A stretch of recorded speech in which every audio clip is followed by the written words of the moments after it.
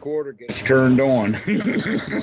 And so the only thing that's available on the videos is the track or the afterthoughts that all the good stuff was done the first 10 minutes before the recorder I've was been turned on. watching those, and it's or listening to them, and been it's been good.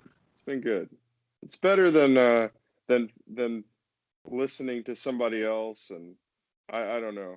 You listen to too many different teachers, and everybody starts to. Um, I started listening to some of your talks with other students. It's been helping me. Well, it's more of a chat. Mm-hmm. That in fact is probably a good idea to go over it in the sense of a review, or perhaps some students will hear this one that didn't hear it in another tape. But Buddha also talks about teaching in the natural way, the natural versus the organized way. And that almost always when students prepare to give a Dhamma talk, they'll take a topic and then they'll go down through all of the little items, making sure that they've got everything correct. And especially for new teachers, what their audience is subjected to is that new Dhamma teacher's practice sessions. And we all know that when students are learning to play the piano, that the student actually needs to be in seclusion. That he doesn't even want his mama to listen to him play the piano. He needs to be off someplace. But Dhamma teachers, we have to train teaching Dhamma right there out in public. Well, lucky for you, in this case, that happened back in the 1980s, was all that training. And so now the Dhamma talks that I give are actually quite playful. But they don't have any particular, oftentimes they don't have a particular direction other than the direction that we picked up on before the video recorder was turned on. So in that regard, what we had started talking about was how correct practice is the most important thing. And that the way that I teach this correct practice is through the natural method.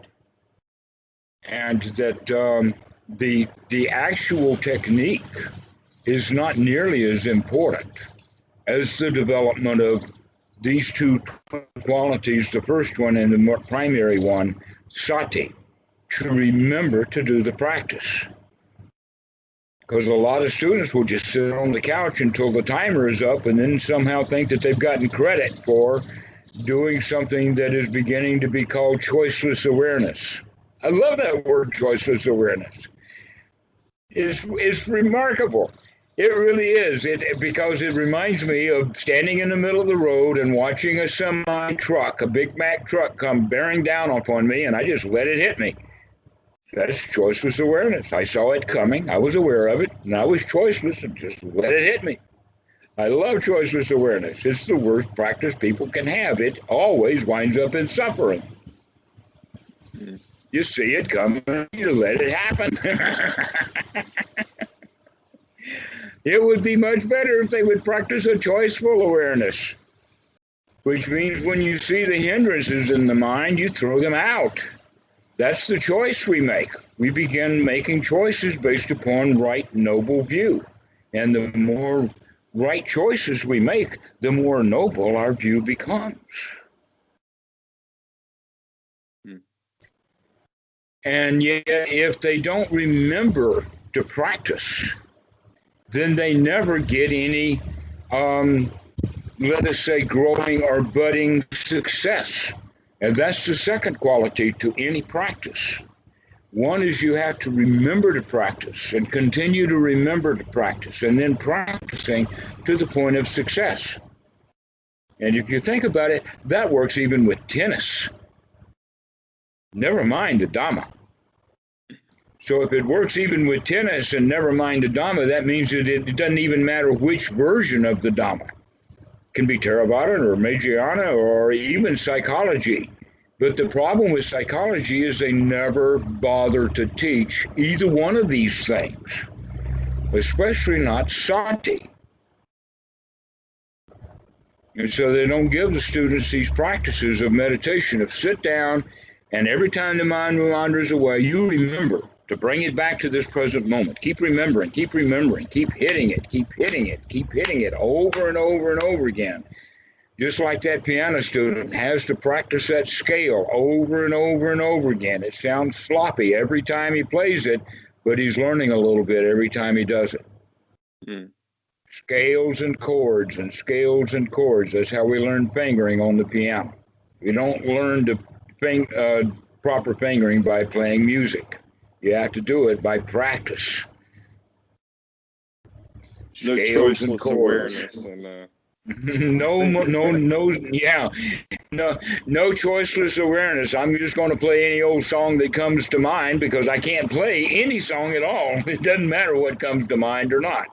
And that's what's wrong with choiceless awareness, is they don't know how to play the instrument. And so choiceless awareness winds up being an excuse for the failure of practice. And it's actually sold. People actually sell this choiceless awareness. And people wind up always being dissatisfied. Now, there comes a time, once you've done the skill development, that you come to that through that joy of success into the satisfaction, so that you can rest in that satisfaction. That's when you want it to be choiceless awareness, in the sense that whatever comes up is only going to be wholesome now. That you're still going to make choices in the sense that if an unwholesome thought comes, we're going to throw that out too. But eventually it gets to the point that we're really, really satisfied. This is really nice, and this one is too. One after another, nice moments. I like it, I like it, I like it. That's really choiceless awareness. It's because it's sitting in that satisfaction. It's sitting in that completion, that joy, that high, noble mind that is unified. When the mind becomes unified, things are naturally choiceless. Because the choices is that which keeps the mind disunified.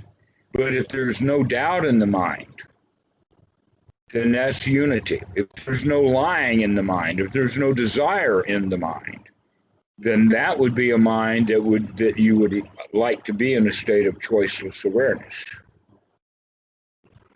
I feel like I got a little bit of that in a sit where I was doing the noting and I was getting really rapid with it, where I wouldn't even would hesitate to call it noting because it was just kind of all encompassing awareness of everything, and I got a lot, and I felt a lot of like energy. Things were just ramping up. I started feeling pressure in my head, like maybe I was like trying too hard or something. But it sort of opened up into a just open, like no pretense. I was sitting in the group and I just didn't care. It was great. Um, Great. Let's stay with that word. Tell me more about it. great. Yeah. Uh, As you know, I pick up on certain words for the students use, and let's use that word now. That's the word okay. you're using. Uh, It great. was great or it felt great. It felt it felt great. I wouldn't. It felt great because uh, there there was no there wasn't any tension or um, things. It's hard to even remember because But the things that I would worry about while meditating, or that I wasn't even aware of, small subtle things that weren't I don't it's hard to even just to explain it. And maybe it was warm. I'll put it, if I put a word on it, it was warm. And it was How about satisfying? yeah. Sure, Mhm. that would be a word that I would use, is satisfying. Yeah. When you use the word great, I would use that word more for rapture or success. Okay. And that does happen sometimes for students after they give up working too hard. Mhm. After they give up working too hard, then they can allow themselves to go into that point of success. Okay. And then it feels great. It's like there's an old joke. Sorry, it's so old.